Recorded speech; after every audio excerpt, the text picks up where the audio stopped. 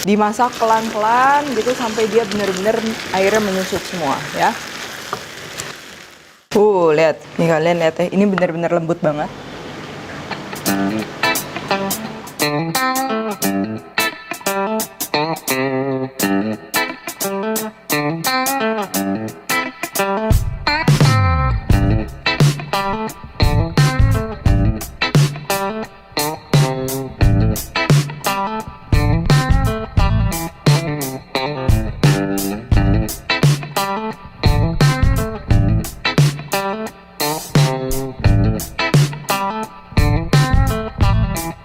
Hai guys, buku resep aku yang bertemakan Indonesian Fusion Food sudah tersedia di seluruh Gramedia dan toko buku Gunung Agung. Kalian juga bisa beli melalui Tokopedia, Shopee, dan Bukalapak dengan keyword Indonesian Fusion Foods.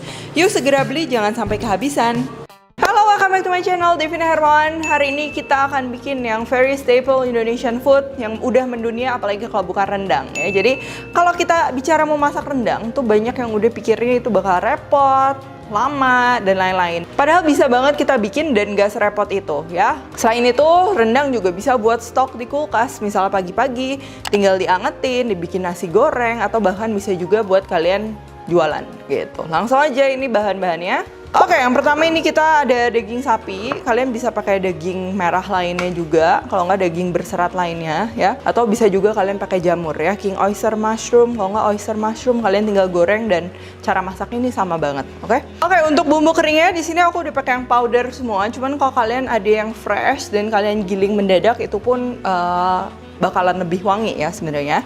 Di sini kita akan perlu bubuk ketumbar, jinten, lada putih, kapulaga, cabai bubuk, pala, kayu manis, bunga lawang, dan juga cengkeh ya. Untuk takaran pastinya kalian tinggal lihat aja di description box. Aku udah tulis lengkap. Oke, untuk bumbu halusnya sini kita perlu bawang putih, bawang merah, kemiri, jahe, dan juga cabai merah. Dan untuk tambah rempahnya lebih wangi lagi, ini kita akan pakai lengkuas, sereh, daun salam, daun jeruk, dan juga biar padang banget itu kita akan perlu daun kunyit, dan aku akan tambah daun pandan satu ya. Itu nanti akan bikin si rendangnya wanginya enak banget. Oke, nah ini kenapa lengkuasnya kita nggak giling bareng, itu sebenarnya selera. Kalau misalnya kita giling lengkuas dan juga serehnya bareng, nanti dia menghasilkan rendang yang lebih berserat gitu ya, lebih berbumbu berserat. Itu satu yuk. Oke. Oh ya, lalu ini minyak, ini untuk ngeblendernya nanti aku pakai minyak kelapa. Terus kita perlu santan dan juga air ya.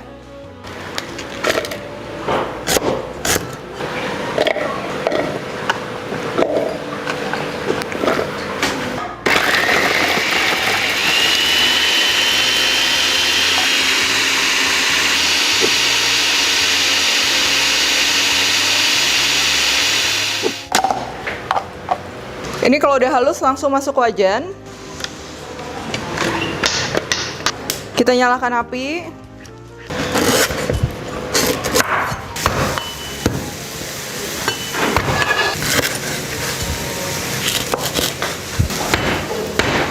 Lalu kita masukin rempah-rempah lainnya.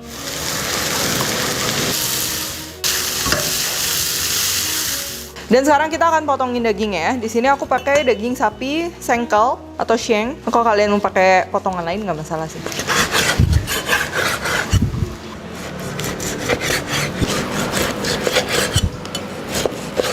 Oke, lalu sekarang kita akan gabungin ini semua bumbu halusnya ke dalam daging ya.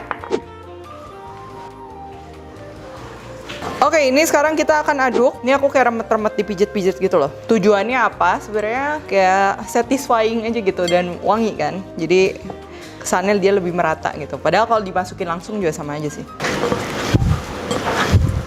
Tuh lihat, kebayang ya, ini dagingnya udah tercoating sama rempah-rempah yang banyak. Nanti kita masukin ke pan.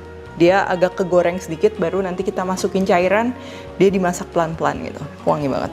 Nah, ini kita sambil pijet-pijet juga kayak gini. Ini tujuannya sebenarnya kalau misalnya kalian mau marinate semalaman itu boleh banget pakai garam juga kan.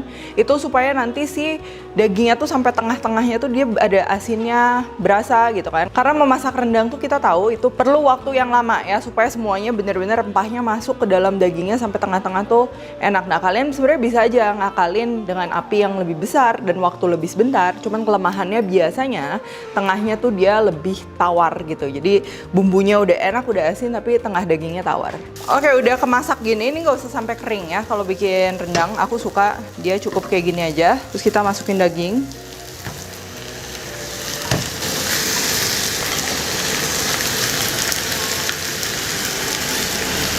Ini cium ya aroma rempah-rempah yang dia kena panas, toasty, dan juga wangi.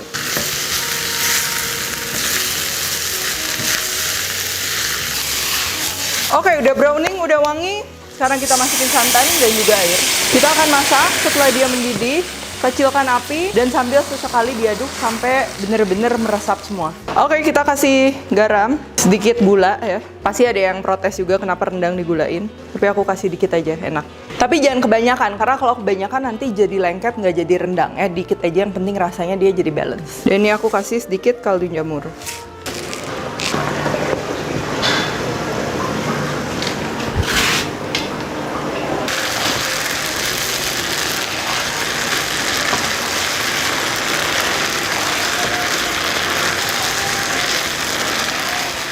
Nah, ini sebenarnya kalau kalian mau ngakalin supaya dagingnya cepet empuk, kalian bisa presto dalam keadaan seperti ini. Kalian presto 30 menit. Nah, kalau presto tuh kan dia nggak akan menguap kan airnya, jadi masih berkuah gitu. Setelah dipresto, setelah empuk, kalian lanjut masak lagi di pan. Dimasak pelan-pelan gitu sampai dia bener-bener airnya menyusut semua ya. Nah, kalau udah kayak gini nih udah enak sebenarnya. Ini namanya kalio ya.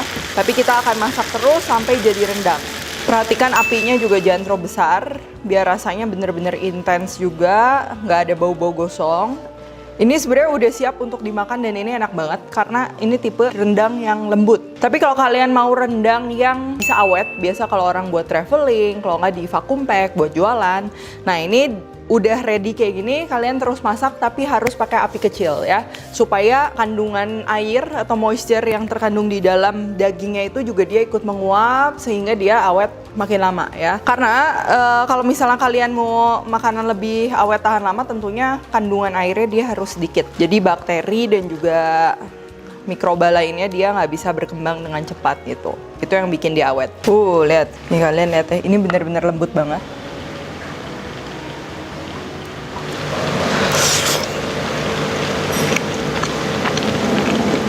Enak banget ya. Tapi kita mau keringin dikit lagi biar warnanya lebih gelap lagi, lebih menarik lagi. Kalau kalian mau rendang yang lebih kering, itu kalian bisa juga pakai daging potongan lain yang seratnya tuh lebih besar-besar dan nggak banyak lemaknya ya. Kalau sengkel tuh nanti dia hasilnya tuh enak kayak ada urat-uratnya gitu loh. Itu tergantung aja sama selera kalian. Nah, ini rendangnya udah jadi.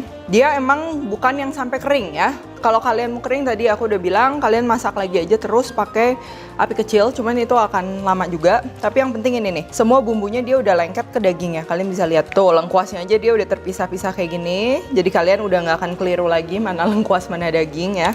Karena bumbunya beneran udah nempel semua ke daging.